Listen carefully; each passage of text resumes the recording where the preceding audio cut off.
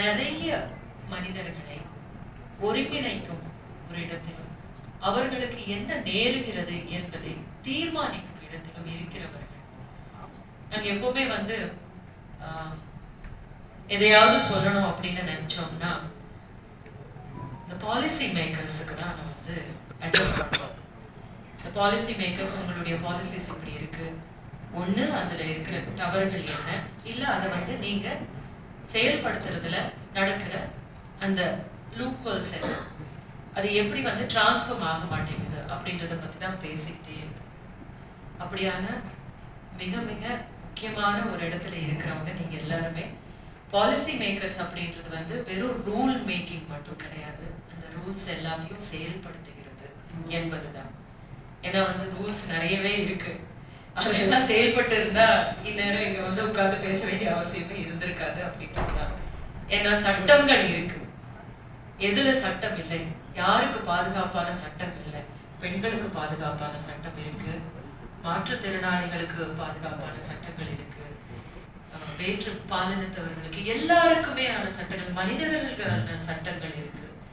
எந்த அடுக்கில் இருந்தாலும், எந்த வர்க்க பேதத்தில் இருந்தாலும், பின்தங்கி இருக்கிற இடத்தில் இருந்தாலும் அனைவருக்குமான சட்டங்கள் இருக்கு. ஆனால் அவையாவும் அமல்படுத்தப்படுவதில்லை என்பதுதான் நம்மளுடைய மிகப்பெரிய ஒரு டிராபேக், நம்ம நாட்டினுடைய மிகப்பெரிய டிராபேக் அப்படின்னு நான் நினைக்கிறேன். அதை செயல்படுத்துறதுக்கான ஒரு விஷயம் என்ன வேண்டி இருக்கு நமக்கு அப்படின்னா, அதுக்கான மனம் இருக்கு. வேற எதுவுமே அந்த மனம் எப்படி வரும்? ஒரு சின்ன உதாரணமே சொல்லிக்கிட்டு நான் பேர் மறந்துட்டேன். அபிராம் அவங்க ஒரு ஸ்கூல் ஆரம்பிச்சிருக்காங்க. அந்த ஸ்கூல் ஸ்பெஷல் சில்ட்ரனுக்கான ஒரு ஸ்கூல். அவங்களுக்கு ஒரு குழந்தை, அப்ப அவங்களுக்கு அதனுடைய வலிகள் உணர்ந்திருக்காங்க. இந்த இடத்துல என்ன மாதிரி தாய்களுக்கு, பெற்றோர்களுக்கு, என் குழந்தை மாதிரி இருக்கிற குழந்தைக்கு என்ன தேவை இருக்கு அப்படின்றத ஃபர்ஸ்ட் ஹேண்ட் இன்ஃபர்மேஷனோட, ஃபர்ஸ்ட் ஹேண்ட் ஃபீலோட அவங்க வந்திருக்காங்க. அந்த வலி உணர்ந்திருக்கிறதுனாலதான் அதை செய்ய முடியுது. அப்ப அந்த மனம் எங்க வந்ததுன்னா, அந்த மனத்துக்கான எல்லா தேவையும் இந்த சூழல் ஏற்படுத்தியிருக்கு அப்படின்ட்டு. ஆனா மத்தவங்களுக்கு அதெல்லாம் இல்லாததுனால ஒரு ரூல் அப்படின்னு இருக்கும்போது அது ரூலாகவே பார்க்கப்படுவதும், இப்ப பெண்களுக்காக பெண்களே தான் பேசிக்கிட்டு இருக்கோம் அப்படின்னா நாங்க தான் பேசணும். ஏன்னா எங்களுக்கு தான் பேச வேண்டிய அவசியம் இருக்கு. எங்களுக்கு தான் காலையில தோசை மாவு எடுத்து வெளியூருக்கு ஒரு 3 நாள் இங்க வந்திருக்கிறவங்க கூட போன் பண்ணி கேட்பாங்க, ஏமா என்னுடைய சாக்ஸ் எங்க வச்சிருக்கேன் அப்படின்னு கேட்கிற போன் கால்ஸ் எல்லாம் நாங்க தான் ஹேண்டில் பண்ணிட்டு இருக்கோம்.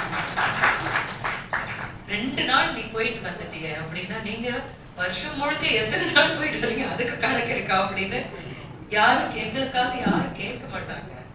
நாங்க கேட்க ஆரம்பிச்சது ரொம்ப ரொம்ப ரொம்ப லேட்டா ஆரம்பிச்சிருக்கோம். அதனால எங்களுக்காக நாங்க பேச வேண்டியிருக்கு. அதுக்கு நீங்க ஃபெமினிசம் பேர் வச்சுக்கோங்க, அதுக்கு நீங்க ஏதாவது இன்க்ளூசிவ்னஸ் பேர் வச்சுக்கோங்க. பட் இன்க்ளூசிவ்னஸ் பேர் வச்சு வேலை பண்ண வேண்டிய இடத்துல இருக்கும் அப்படின்றதுதான் இன்னும் நம்மளுடைய சமூகத்துடைய உண்மை. அந்த உண்மையை நாம ஃபேஸ் பண்ணாம நம்ம சமூகம் முன்னேற்றம் அடைவது அப்படின்றது எல்லாரும் முன்னேற்றம், எல்லாருடைய முன்னேற்றமும் தான் முன்னேற்றம். நம்ம வீட்டுல ஒரு எங்க அப்பா அம்மாவுக்கு தான் 7 பேர். அந்த 7 பேர்ல ஒரு குழந்தை நல்லா இல்லைன்னாலும் அந்த அப்பா அம்மாவுக்கு வருத்தம் தானே, அப்படித்தானே இருக்கணும். நம்ம சமூகம் ஒரு குடும்பம் அப்படின்னா அதுல ஒரு சார முன்னேறவில்லை அப்படின்னாலும் வருத்தப்படணும். அதற்காக நாம என்ன செய்யணும் அப்படின்றத யோசிக்கணும் அப்படின்றதுதான் நாம இங்க உட்கார்ந்து பேசிட்டு இருக்கோம். சோ எது எது எல்லாமே ரொம்ப முக்கியமாக உங்களுடைய நிலையில இருக்கிறவங்க எல்லாம் கவனத்தில் கொள்ள வேண்டும் அப்படின்றத பத்தி நான் இங்க சொல்லணும்னு நினைச்சிட்டு இருக்கேன். ஒரு முதலீடு நடக்குது. அந்த முதலீட்டை திரும்பி பெறுவதற்காக ₹1 முதலீடு பண்ணாலும் அந்த முதலீடு முதலீடு தான், அதுக்கான ரிட்டர்ன்ஸுக்காக தான் முதலீடு பண்ணுறோம்.